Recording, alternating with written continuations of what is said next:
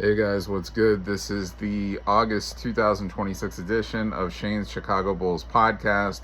As I come to you once per month to give you updates on Bulls news, which I feel that you should, want to know. So basically, there's really nothing compared from last month that I have to give you this month. I mean, in terms of free agency happened, the draft happened. I've already updated that. There's really nothing new going on that I could tell you except for the regular season will open for the Chicago Bulls, and I believe it's on October the 30th, and that will be at the United Center versus the Boston Celtics. And that will be the regular season opener, and it will be a home opener at the for the Chicago Bulls. So, guys, I've looked at this Bulls team the last few years, and again, this is a different team than the last few years. So, as there were adds made, there were subtractions made, but I've thought the last few years before the subtractions, with Vucevic being here, and Dunsumu being here, and Kobe White, and these guys, I believed in those teams to at least be playoff teams. I think again the downfall of those teams, it was a combination of things. It was injuries and lack of defense. And unfortunately, the way those Bulls teams were built, these guys played really well offensively, but they just played awful defensively. And whether you want to take it as effort, which I think is a good amount to do with it, or just, there's a lot of things that contribute to being a good defensive player in basketball. I mean, size, strength, and will. I mean, because if you're trying to guard a guy that's just simply faster and stronger than you,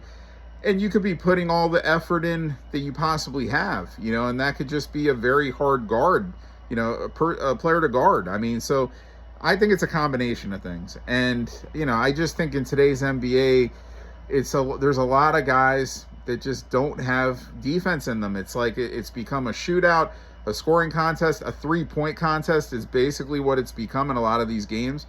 And you have to have those players that have that dog mentality, as they call it, that just basically enjoy stopping you from scoring. They die for the loose balls. They set the screens. They enjoy rebounding. They enjoy getting hit. They're just tough guys, So I feel like this team, in adding, Caleb Wilson, and in adding Nick Claxton, guys like that, it's going to really help. Dylan Swain, he'll come around offensively, but his defensive presence, they've added several guys to this roster that's going to make this defense better. And then we need other guys just to step it up on defense a little bit. Josh Giddey, Norman Powell, hopefully he'll play some defense coming over, the veteran. I don't think he's an awful defender. I think he's been classified as more of an average defender, but hopefully he can step it up a bit. And Modest Buzelis, I feel like, is excelling in defense. So, and he's a young kid. He's getting bigger and stronger. So, that's the starting five that I just mentioned. You're going to have Giddey, Caleb Wilson. You're going to have Norman Powell. So, Giddey at the 1, Powell at the 2. You're gonna have Caleb Wilson at the 4, Modest at the 3. I mixed that up. At the 5, Nick Claxton. Off the bench, you're gonna have guys like Leonard Miller, Jalen Smith, Trey Jones. Guys, this is a talented team, man. I mean, this is a really talented basketball team, and it was talented the last few years because, again, even though the record didn't show it, they were a top 10 offense the last few years. They were just a bottom 5 defense. And they were a top rebounding team too, which is part defense. It could be offensive rebounding somewhat, but defensive rebounds are a part of defense, but unfortunately their man defense was really poor. Look, I was a big Vucevic guy on value, like what they were paying him, and like his production was really good, minus his man defense was just really poor. And kind of like the same thing I could say about Kobe White. He did good things, scored it, not great at a lot of times, but good enough. And he just didn't play good enough defense. And Ayo Dosunmu, that's the one that I'm surprised isn't here anymore. I thought he would stick just because he was evolving on defense and offense. But guys, they've got lots of talent all over this, up and down this roster. And I really believe that Chicago Bulls are capable of winning a game against anybody. I'm not going to sit here and offer a prediction and say I think they're going to make the playoffs and have a chance to win the NBA Finals. This is predominantly a very young basketball team, but I'm not going to say they can't ever. So I'm just going to go in with the same optimism that I had the last couple of years, but more optimism in the sense that I think that this defense is going to be a good defense. It could be maybe a great defense, depending on guys, stepping up to the next level, and we'll see what happens. But again, I think when you're adding guys like Claxton, Wilson, Swain, those guys are going to be defensive upgrades, big defensive upgrades. And, Leonard Miller, he showed some great promise here when the Bulls got him at the trade deadline last year. And, that kid offensively and defensively, and he's going to be coming off the bench. And Jalen Smith has always been an effort guy. He can score, play defense. Trey Jones, good defensive player, good offensive player. So, guys, there's a lot of promise on this team, man. And again, I think they're very capable of being a playoff team.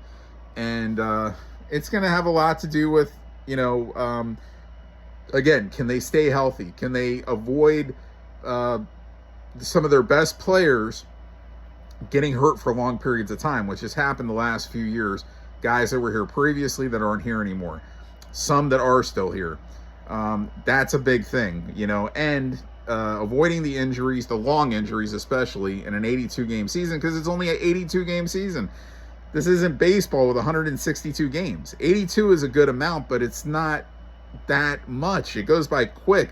So if you're missing some of your best players for 20 games, 25 games, that shit adds up, man. And if you're missing multiple at the same time, multiple good players at the same time, it's going to hurt. You know what I'm saying? So, guys, I'm not going to sit here and go on and on. Like I said, nothing really much to, sit here and highlight that's happened over the last month that I didn't highlight last month. I'm just giving you my optimism on this team, and I think they could do good things. And I think Caleb Wilson, I think this kid is going to be ready for the fire right off the bat. He looked good in Summer League, but I know Summer League ain't at the NBA season, but you could just tell that this kid has got it. And Modest, evolving, Giddey is a great playmaker. And he can score it if you need him to, and he can set guys up and dish it out, and he just needs to improve defensively a little bit. He rebounds well, man. He rebounds really well, but he needs to play better on the ball man defense. So you're not going to have a perfect defense in today's NBA, especially. Even like Oklahoma City, I think they were the best defensive team last year, and they were giving up 105, 106 points a game, which is a lot. That would be a lot 20 years ago. Like there was teams giving up 89, 88 points a game. Everything has changed. It's basically lack of defensive intensity. Let's just go down and outscore the opposition. But you have to still make stops, especially in the big games, the playoff games. Even in the regular season, they're all big games. But you know what I'm saying. The biggest games, you have to play defense. You have to put effort in on that end. And guys, I think that's going to be the telling tale if this team can take that next step and at least be a playoff team. And again, a super young overall roster. And I think, this team's got a chance to do good things. So I'm going to just leave it at that. And so I think the first preseason game was maybe October the 7th, maybe against Phoenix. I'm not big into preseason, but I think that's what it was.